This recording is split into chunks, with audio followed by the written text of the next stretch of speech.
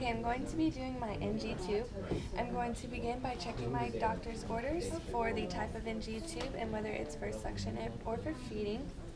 I'm going to go into my patient's room and ask him his name and date of birth and whether he has any allergies, and I'm going to verify it with his band. I'm going to place my patient in high Fowler's position to begin my procedure. I'm going to now measure my tubing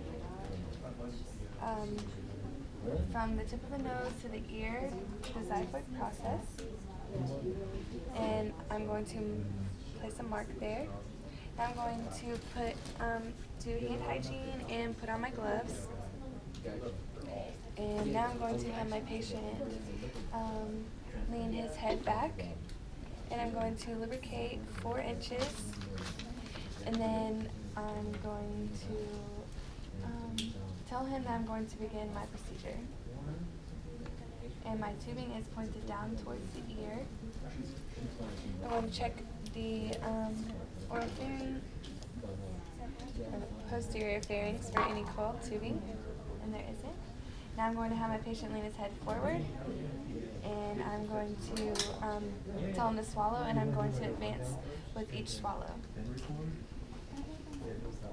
Alright. And now I'm going to tape tube to the cheek.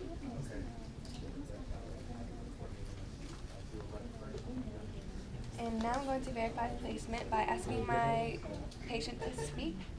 And then I'm going to check again for coiling. And I would also order a chest x-ray if it was hospital policy. Now I'm going to aspirate for gastric contents. And then I would put it in my pan and I would test it, the pH, if it was hospital policy. Now I'm going to listen over the epigastric area, and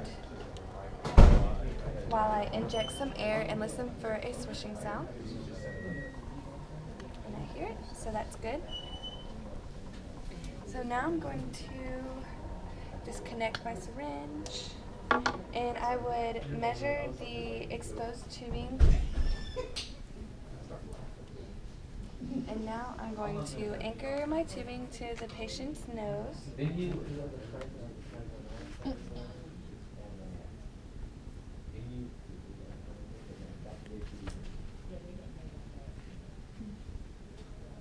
Now I would put another piece over the bridge of my patient's nose.